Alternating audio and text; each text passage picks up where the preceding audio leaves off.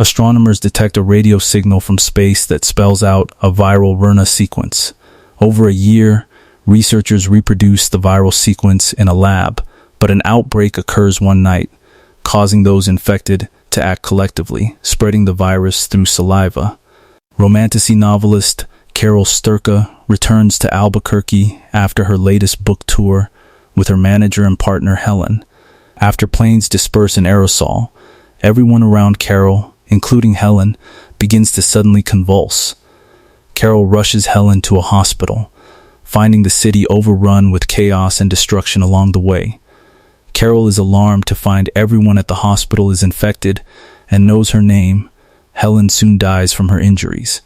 Carol flees to her house, where she discovers a TV broadcast showing a man in the White House press room, with a lower third showing Carol's name and a phone number on screen. When she calls, the man explains that the virus has transformed humanity into a permanently happy and peaceful hive mind. He tells Carol that she and 11 others appear immune, and the hive mind will grant their requests, but shares that the hive mind still seeks to assimilate them.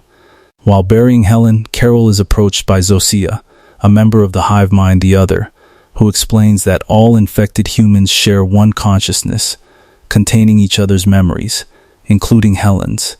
When Carol lashes out at her, Zosia convulses.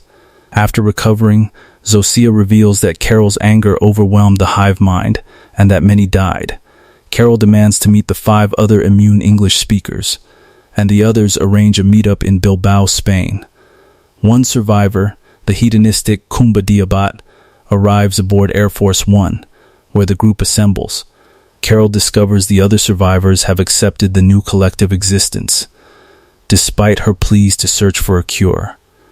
Zosia explains that the others are non-violent, but admits that over 886 million people died during the initial joining. Enraged, Carol accidentally triggers a second deadly global seizure, prompting the other survivors to abandon her. Kumba tells Carol he plans to travel to Las Vegas with Zosia as a sexual companion, but he requires Carol's permission. Carol protests, but allows it before getting on her own commercial jet to return home. When she sees Zosia leaving with Kumba, she has a change of heart and rushes to stop their departing plane. More than 7 years before the joining, Carol and Helen visit an ice hotel after Carol had her egg cells frozen, where they witness the aurora borealis. In the present, Carol and Zosia fly back to Albuquerque, during which Carol calls Manusos, one of the immune, but he curses at her. Zosia provides Carol with a gift that Helen had ordered before the joining. Carol demands the hive mind completely forget about Helen. Carol refuses a meal prepared by the others and instead goes grocery shopping, finding her local store empty because of the others' allocation of resources. At Carol's request, the store is immediately restocked. Angered by a forced power outage, Carol sarcastically asks for a hand grenade. Later, Zosia brings a grenade to Carol's home.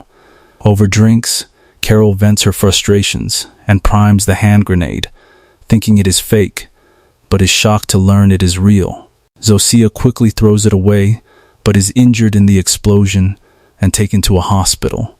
While waiting for Zosia to recover, Carol speaks to a representative of the hive mind, asking if they would give her anything, even an atom bomb.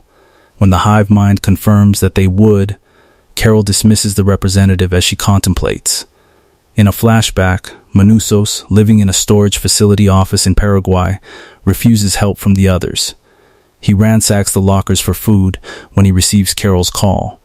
In the present, Carol returns home from the hospital and starts to compile a list of facts she has learned about the others, determining they cannot lie.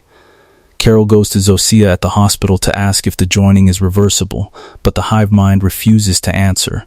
Carol secretly takes vials of sodium thiopental and tests its effectiveness as a truth serum at home, revealing to herself that she is sexually attracted to Zosia. Back at the hospital, Carol takes Zosia for a walk outside the hospital, stealthily injecting the serum into her IV bag. When Zosia starts to lose clarity, Carol tries to probe the answer from her about reversing the joining. Zosia struggles to speak, while several others arrive to surround them, repeatedly chanting please. Carol. Zosia collapses from cardiac arrest, with members of the hive mind coming in to try to revive her. After Zosia is returned to the hospital, Laxmi, one of the immune, calls Carol and berates her for disrupting the others. Carol naps, during which the entire Albuquerque population departs, leaving a recorded message telling Carol they need space from her. She records a video message to the other 12 immune, explaining what she's learned and asking for their help. In trying to prevent wolves from digging in her garbage, she takes her trash to town and discovers a large number of empty milk cartons from a local dairy. She investigates and finds that, instead of milk, the dairy was producing a strange fluid created from a bagged crystalline substance. Carol performs tests on the bagged substance, recording her observations in a video for the immune. She postulates the others drink it to maintain the hive mind. The wolves return for more food and attempt to dig up Helen's body. Carol scares them away with her police car and lays heavy tiles over the grave to protect it. After finding a barcode on the bag, she traces its origin to a local food packaging plant and discovers something shocking hidden under a tarp. Carol records her discovery from the packaging warehouse, which is filled with hundreds of shrink-wrapped human body parts. She drives to Las Vegas, where Kumba is living in the penthouse of the Westgate, causing the others to leave the city. When Carol arrives, Kumba reveals he is already aware of her findings. He shows her a recording that explains that the others cannot kill any animal or plant. Hence, to sustain their bodies, they supplement their diet with human-derived protein from dead bodies. Kumba also reveals that he and most of the immune stay in touch over video calls, from which Carol is excluded due to a majority vote, which devastates her. The next morning, Kumba reveals the others have learned how to convert the immune by extracting their stem cells and customizing the virus for each individual, but they require the person's consent to do so. Carol calls the others to firmly refuse consent before leaving. 3 days prior, Manusos receives the first of Carol's video messages and realizes he is not alone. Taking Carol's address from the package, he gets in his car and drives away. Carol returns to Albuquerque and exploits luxuries abandoned by, or requested from, the hive mind as they continue to avoid her. Manusos ventures across South America alone, running low on fuel, food, and water, but refusing help from the others. He practices English by listening to language lesson tapes along the way. When he reaches the Darren Gap, the others warn him of dangerous conditions and urge him not to continue his journey on foot, offering to transport him and his car directly to Carol. In response, Manusos defiantly burns his car and tells the others that he will never accept their help because everything they could offer him is stolen. During his trek through the jungle, Manusos trips and is impaled on a chunga palm tree. Despite attempts to cauterize his wounds, he collapses and is rescued by the others. Having spent over a month in isolation, Carol succumbs to depression. She paints a message on the street asking the others to come back to her, leading to Zosia's arrival at her home. Carol tearfully embraces her. Manusos wakes up in a Panamanian hospital, being treated for his injuries. Despite the others' caution that he still needs time to recover, he forcefully demands to leave and drives away in an ambulance.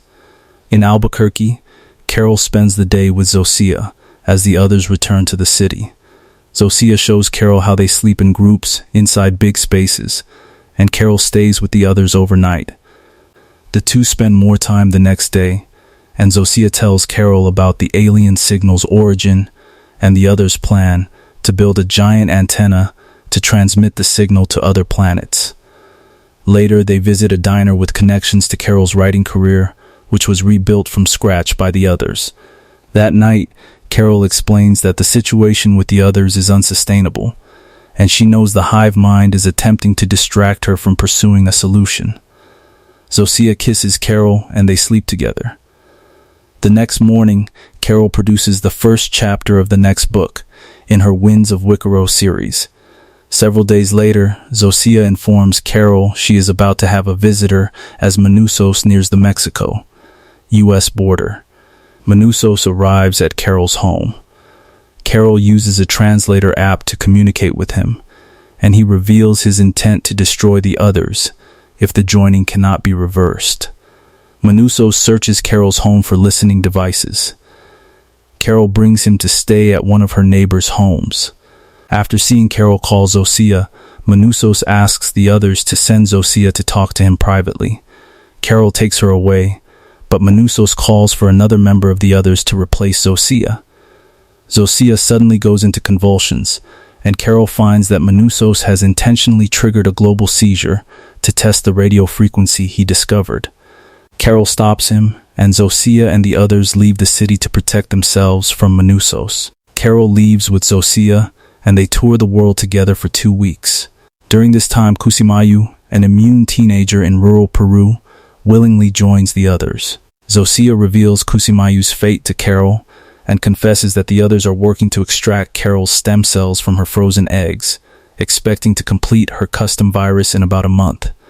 Carol has Zosia return her home with a large crate containing an atom bomb and tells Manusos that she is ready to help him.